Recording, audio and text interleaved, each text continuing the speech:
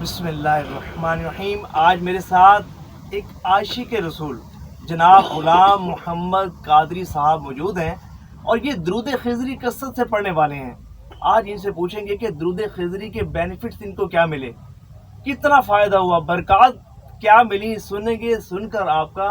ایمان تازہ ہو جائے گا۔ اچھا، ایک بات ان کے متعلق میں ایک بتا دوں کہ ان کی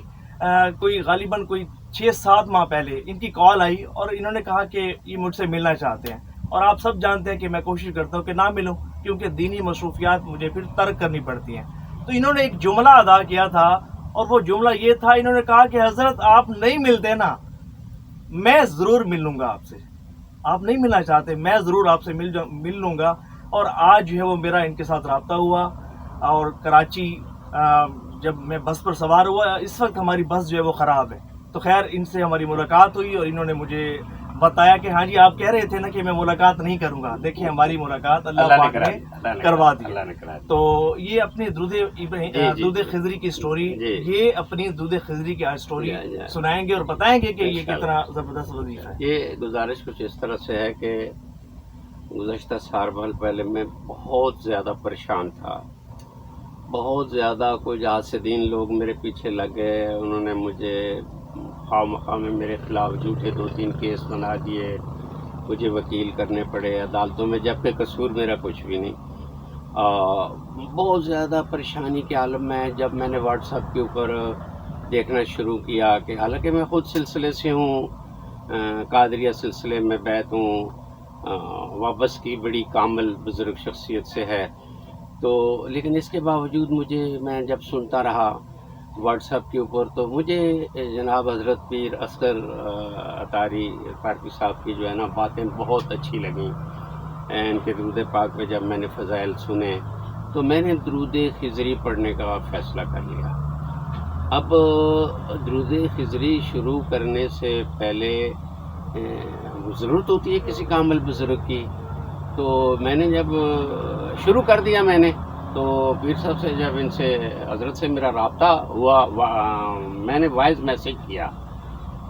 کمنٹس وغیرہ بھی میں انگلش نہیں جانتا، نہیں کر سکتا، تو ان سے میں نے گزارش کی کہ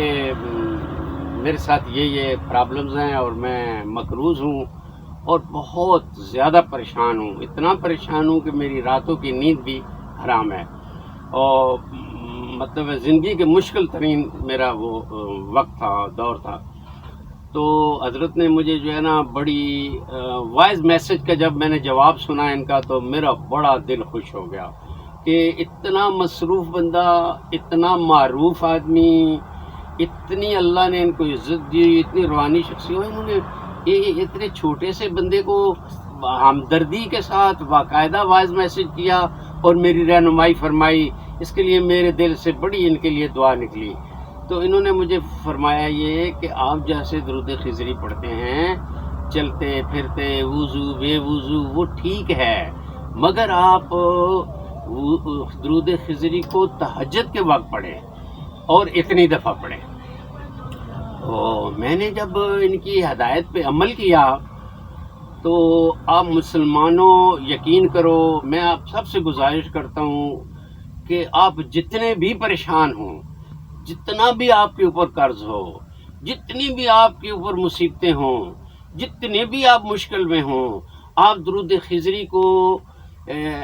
حضرت کی ہدایت کے مطابق تہجد کے وقت پڑھیں، اور جو تصور، جو طریقہ انہوں نے مجھے بتایا، وہ تو مجھے ایسے لگا کہ جیسے میں اس دنیا میں نہیں ہوں اور میں کسی حسین اور خوبصورت وادی میں چلا گیا ہوں، اور اس وادی کے اندر مجھے صرف روحانیت ہی روحانیت نظر آئی، اور مطلب ہے بڑے بڑے مطلب ہے اولیاء اکرام کو میں اصالِ ثواب کرتا تھا پڑھنے کے بعد، بزرگان دین کو، اپنے سلسلے کے بزرگوں کو، تو مجھے اس سے نا بہت روح کو، قلب کو بڑا سکون بھی ملا، اور میرے دشمن بھی زیر ہوتے چلے گئے رفتہ رفتہ، اور میری مشکلاتیں بھی کم ہوتی چلی گئیں، اور میرے چونکہ نیت اچھی تھی، رات دن میں کوشش کرتا تھا کہ میرے فضول خرچی کچھ نہ کروں، میں سب سے پہلے اپنا قرض اتاروں، چونکہ مجھے پتا تھا، یہ بات سنی ہوئی تھی میں نے علماؤں سے کہ قرض شہید کو بھی معاف نہیں ہے، میں نے یہ نہیں عیدوں پہ کپڑے بھی اپنے نہیں بنائے، میں نے کہا نہیں مجھے پہلے اپنا قرض اتارنا ہے. تو پھر حضرت نے مجھے سورہ مزمل کا بتایا کہ آپ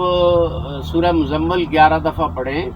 اور 11 دفعہ سورہ مزمل پڑھنے کے بعد آپ اگربتی پہ اور پانی پہ دم کریں، اور جو آپ کا سورس آف انکم ہے، جو بھی چھوٹی موٹی آپ کی دکان ہے، روزگار کا ذریعہ ہے، اس پہ آپ اپنی اگربتی بھی جلائیں اور آپ پانی کا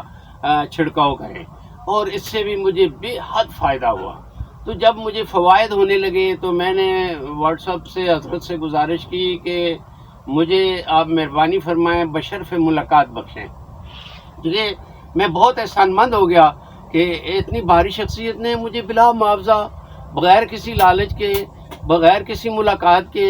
میری ایسی ہمدردی فرمائی کہ میں اتنی مشکلات سے نکلا ہوں. تو اب مجھے چاہیے کہ میں بشرف ملاقات تو ہو جائے، دست بوسی تو ہو جائے ان سے کبھی، مطلب ہے. تو انہوں نے فرمایا یار میری مجبوری ہے، آپ سمجھا کریں، میں ٹائم نہیں دے سکتا ہوں، میں ملاقات نہیں کر. تو میں ان الفاظ میں نے بات کو ختم کیا کہ حضرت میرا دل کہتا ہے انشاءاللہ اللہ میری آپ سے ملاقات کرائے گا. تو ایسا ہوا کہ آج 9 تاریخ تھی نا، کل 9 تاریخ رات مجھے بھی اسلام آباد کی طرف جانا تھا اور حضرت کو بھی ملتان شریف تشریف لے جانا تھا. تو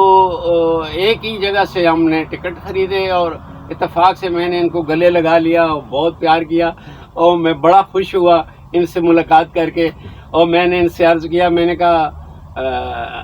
حضرت دیکھیں میں نے بولا تھا نا کہ میری محبت سچی ہے اور میری اللہ ایک دن آپ سے ملاقات ضرور کرائے گا. تو آپ نے بھی بڑا مجھے شفقت فرمائی. تو پھر ہمیں راستے میں سفر میں بیٹھ کے بہت سی علمی گفتگو ہوئی، روحانیت پہ باتیں ہوئیں، اور ماشاءاللہ سے بڑا، یعنی پھر گاڑی بھی راستے میں تھوڑی خراب ہو گئی، اس دوران اور زیادہ ہمیں گاڑی ٹھیک ہونے تک بات